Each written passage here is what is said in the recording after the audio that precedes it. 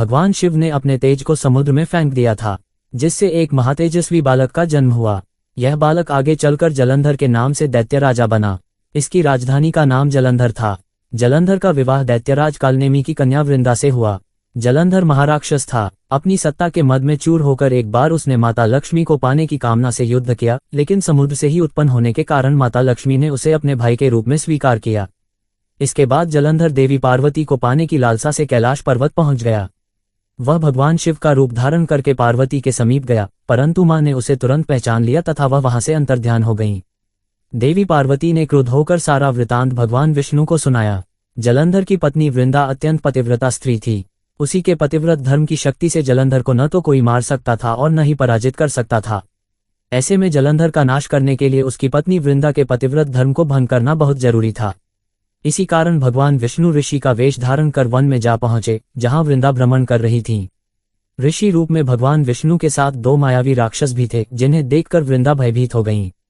ऋषि ने उन राक्षस को वृंदा के सामने तुरंत ही भस्म कर दिया। उनकी शक्ति देखकर वृंदा ने कैलाश पर्वत पर महादेव के साथ युद्ध कर रहे अपने पति के बारे में पूछा।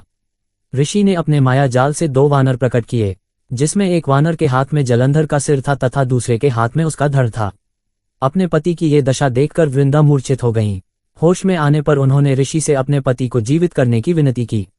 भगवान ने अपनी माया से जलंधर को जीवित कर दिया और स्वयं भी वह उसी शरीर में प्रवेश कर गए। वृंदा को इस छल का तनिक भी आभास न हुआ। जलंधर बने भगवान से वृंदा पतिव्रता का व्यवहार करने लगी, जिससे वृंदा का सतीत्व भंग हो गया। ऐसा होते ही वृंदा का पति युद्ध में हार गया और मारा गया। जब इस सारी लीला का वृंदा को पता चला तो उसने क्रुद्ध होकर भगवान विष्णु को हृदयहीन शिला होने का श्राप दे दिया।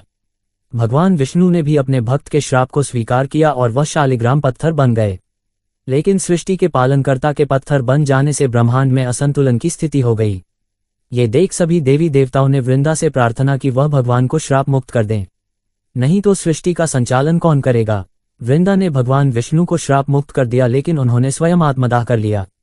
जहां वृंदा भस्म हुई वहां पर एक तुलसी का पौधा उगा। भगवान विष्णु ने वृंदा से कहा, हे वृंदा, तुम अपने सतीत्व के कारण मुझे लक्ष्मी से भी अधिक प्रिय हो गई हो, इसलिए अब तुम तुलसी के रूप में सदा मेरे साथ रहोगी।